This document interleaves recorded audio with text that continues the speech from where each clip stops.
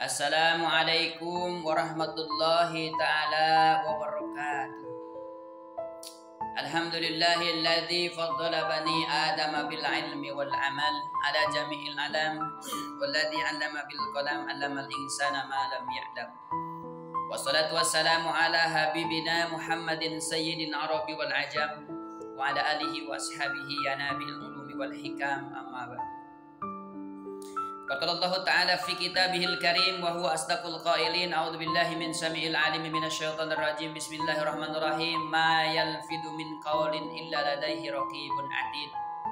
Wa qala baginda Nabi sallallahu alaihi wasallam, anta masaka bi sunnati inda fasadil ummati falahu ajru mi'atas syahidin.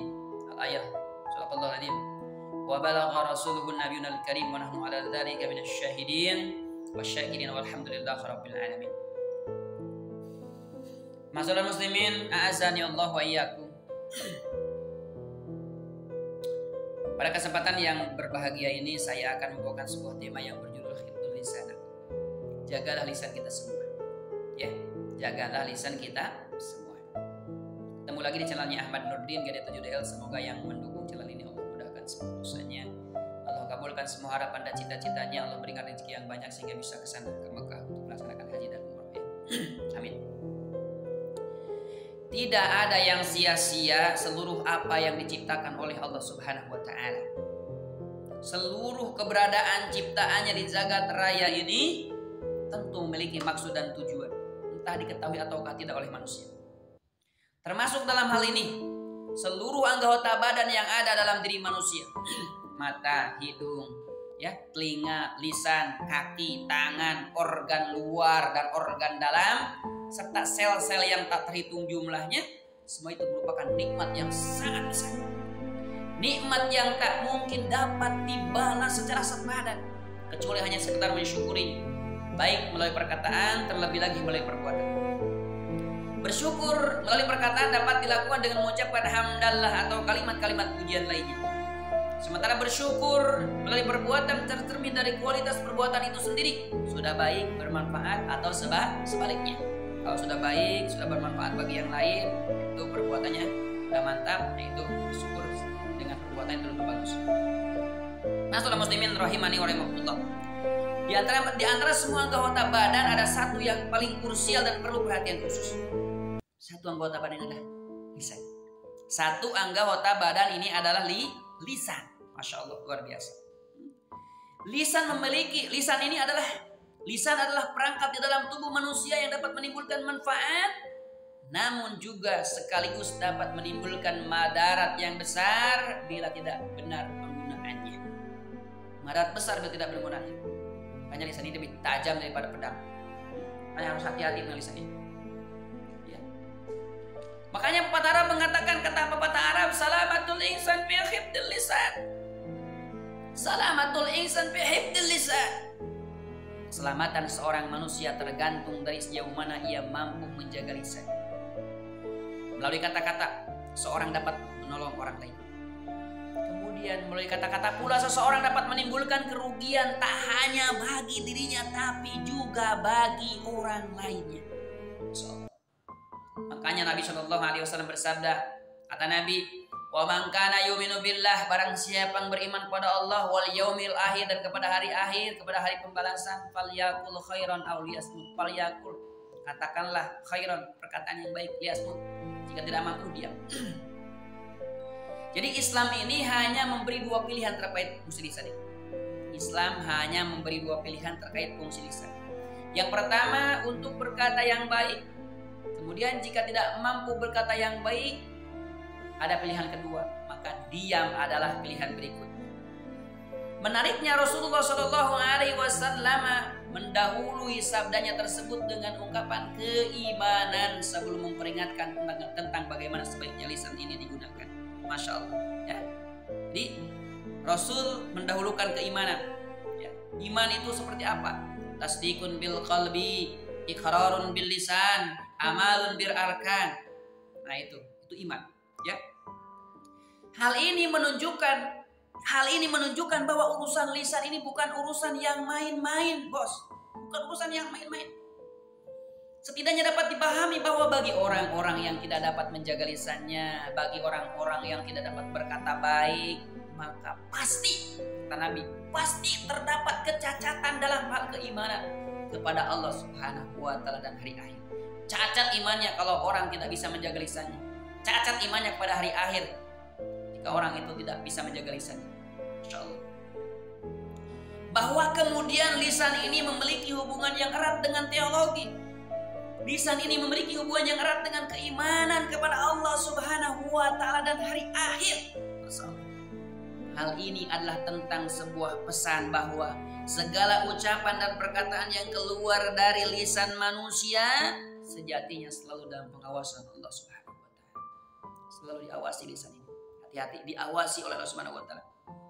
Semua muslim tentu menyadari, semua mukmin tentu menyadari, mukminah tentu menyadari bahwa ucapan mengandung pertanggungjawaban, bukan hanya di dunia ini melainkan juga di akhirat kelak. Nanti akan bertanggung jawab. Apalagi sekarang ucapan melalui tangan itu sebuah ucapan kan, tangan ngetik, ujungnya memfitnah, membuli dan lain sebagainya. Kita share, yang baca banyak di media sosial. Itu adalah lisan kita. Kita share, subhanallah, amal jariah yang jelek itu akan dipertanyakan, akan dipertanggungjawabkan di sana. Insya Allah sangat luar biasa. Naudzubillah nasrullah wal afiyah. Orang-orang yang berbicara sembrono, orang-orang yang asbun asal bunyi. Jadi orang-orang yang berbicara sembrono tanpa mempertimbangkan dampak baik atau buruknya, mengindikasikan pengabaian terhadap keyakinan bahwa Allah selalu hadir, selalu menyaksikan, bahwa Allah selalu mengutus malaikat khusus untuk mengawasi setiap ucapan. Maka Masya Allah, orang-orang ini Allah Subhanahu wa Ta'ala selalu hadir menyaksikan dan mengutus malaikat khusus untuk mengawasi setiap ucapan. Maka Allah berfirman, orang-orang seperti ini adalah orang-orang yang sangat celaka.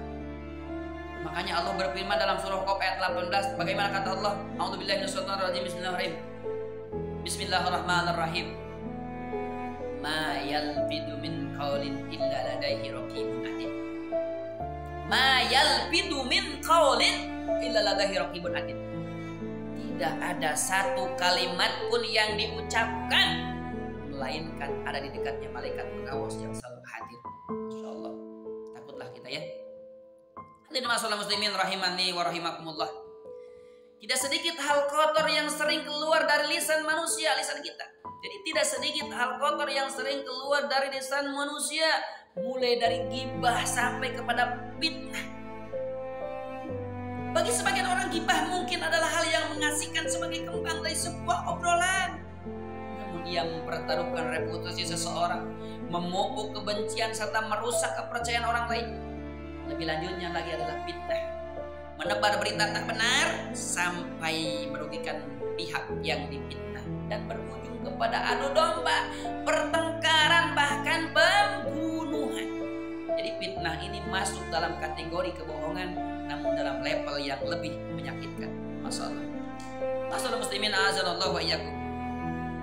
Agaknya inilah kenapa kita dikaruniai akal, supaya kita berpikir terhadap apa yang dilakukan atau diucapkan. Berpikir tentang nilai-nilai kata-kata yang akan kita ucapkan dan dampak yang bakal timbul setelah ucapan kita dilontarkan. Setelah dampaknya baik atau buruk nih yang kita ucapkan. Jikalau kita tidak mampu memikirkan terlebih dahulu sebelum berbuat dan berkata bagaimana dampak baiknya atau buruknya, maka tidak lebih orang ini adalah seperti seekor binatang. Masalah. Tidak lebih seperti seekor binatang. Ini penting dicatat, Pak. Ini penting dicatat jamaah, ya, supaya kesalahan tak berlipat ganda karena lisan manusia yang tak terjaga, ya.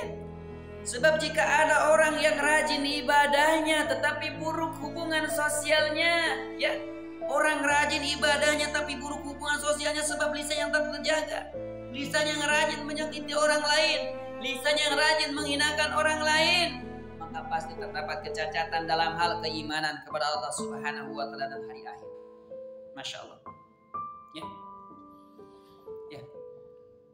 Dan yang lebih anehnya lagi bagi sebagian orang yang tahu teks dan hadis dan ayat suci Al-Quran, bahkan dia ustaz, bahkan dia kiai, Bahkan dikatakan dia itu kalau di forum kita panggil guru kita al-alim al-alama Kiai Haji Fulan LCMA MM. Al-mu'minuna lil mu'minin kal bunyan yashuddu ba'du ba'du. Tahu teks hadis dan suci Al-Qur'an. Ya, al-mu'minun kal bunyan yashuddu ba'du ba'du. Mukmin satu dan mukmin yang lain ini seperti sebuah bangunan yang saling menguatkan. Kalau kita bikin rumah, Pak. Kalau kita bikin rumah, Bu, kita punya pasir, kita punya besi, tapi kita tak ada semen. Kira-kira berdiri enggak? Tidak akan berdiri. Tidak sempurna. Jadi muslim yang sempurna itu adalah semuanya menyatu. Kal bunyan yashuddu ba'du ba'du. Kita rasa tersakiti, kita ngerasa kita disakiti, maka dalam pikiran kita, kalau saya disakiti orang, maka badan ini akan merasa sakit semuanya. Oh, berarti semua muslim adalah saudara saya, maka mereka mungkin sakit juga. Gitu ya. Bahkan innamal mu'minuna ikhwatun fa aslihu baina ahwaikum wattaqullaha la'allakum turhamun. Jika ada dua orang yang berselisih sepanjang yang satu beriman dan satunya lagi juga beriman, jangan kemudian kamu menjadi sebuah kompor yang memanaskan perselisihan tersebut. Seorang mukmin harus hadir untuk mengislahkan atau mendamaikan keduanya. Akan tetapi faktanya yang terjadi saat ini ada orang-orang yang rajin ibadahnya, orang-orang yang rajin sholatnya, rajin puasanya, rajin sedekahnya, rajin ke masjidnya bahkan jam 3 malam, rajin membaca Al-Qur'annya. Tapi mengapa saling meresahkan? Pertanyaan saya, tapi mengapa saling menyakiti? Tapi kenapa saling memisahkan satu sama lainnya? Masya Allah. Masalah muslimin azallahu ya. Bahkan Nabi SAW bersabda, kata Nabi, bagaimana kata Nabi SAW? Anna rajulan qala wallahi la yaghfirullahu li fulanin wa inna Allah ta'ala qala man dalladhi ta'ala alayya alla aghfira li fulanin fa inni qad ghafartu li fulanin wa ahbatu amalaka. Kata Rasul, yang pertama, tidak cukupkah suatu nasihat, tidak cukupkah suatu kisah yang disampaikan oleh Rasulullah SAW dijadikan sebagai pembelajaran yang terekam dalam hadis riwayat Muslim tersebut tentang bagaimana seseorang yang terhapus amal kebaikannya, terhapus amal ibadahnya. Sebab kenapa? Sebab ia ceroboh dalam perkataannya. Ia berkata buruk tentang saudaranya, ia berkata buruk tentang adiknya, tentang kakaknya, tentang orang lainnya. Naudzubillah nasallahu wal afiyah. Itu yang pertama kata Rasul. Kemudian yang kedua kata Rasul, tidak cukupkah suatu nasihat, tidak cukupkah suatu nasihat yang disampaikan oleh Rasulullah SAW melalui banyaknya hadis-hadisnya tentang bagaimana pentingnya seorang mukmin, seorang muslim, muslimah menjaga lisannya. Luar biasa. Kemudian yang ketiga kata Rasul, yang ketiga, dan tidak cukupkah firman Allah Subhanahu wa ta'ala dijadikan sebagai pedoman kehidupan? Firman Allah, tidak cukupkah firman Allah Subhanahu wa ta'ala Al-Quran dijadikan pedoman kehidupan melalui banyaknya ayat-ayat tentang bagaimana seseorang seharusnya menjaga lisannya, ya. Jadi menjaga dirinya dari perkataan yang jelek, menjaga perilakunya dari perilaku yang tidak baik. Masya Allah. Itu kata Rasul. Jadi tidak cukupkah firman Allah Subhanahu wa ta'ala jadikan sebagai pedoman kehidupan Al-Quran itu? Ya. Jadikan sebagai pedoman kehidupan. Untuk apa? Untuk supaya dia lebih baik. Untuk dia supaya lebih mengerem dirinya. Masalah muslimin azanallahu iyyakum. Jika semua itu dirasa tidak cukup, dirasa tidak cukup, tanyakan kepada hati masing-masing, masihkah keimanan ini tertanam dalam diri? Jangan-jangan dia ada tapi lemah. Jangan-jangan justru dia malah pergi menghilang. Makanya rajin-rajinlah thalabul ilmu. Karena iman ini terkadang naik, terkadang turun. Ya. Jadi kalau kita merasa imannya semakin turun, berarti ya mungkin kita tidak thalab ilmu. Ada pengajian kita diam saja, kita buka HP bukan malah lihat pengajian, malah lihat yang tidak jelas, malah yang merusak akal, merusak pikiran. Masya Allah. Alhamdulillah nasabah maaf ya. Masalah muslimin rahimani wa rahimakumullah. Demikianlah pentingnya menjaga lisan. Mudah-mudahan Allah Subhanahu wa taala senantiasa memberikan kepada kita hidayah dan taufik, ya. Karena lisan ini adalah muara kebaikan dan bisa juga menjadi muara keburukan. Kita Kita berdoa kepada Allah, mudah-mudahan Allah senantiasa membimbing lisan kita sehingga kita bisa menebar kebaikan dengan lisan kita. Amin. Mudah-mudahan apa yang disampaikan ada manfaatnya. Kurang lebih mohon maaf.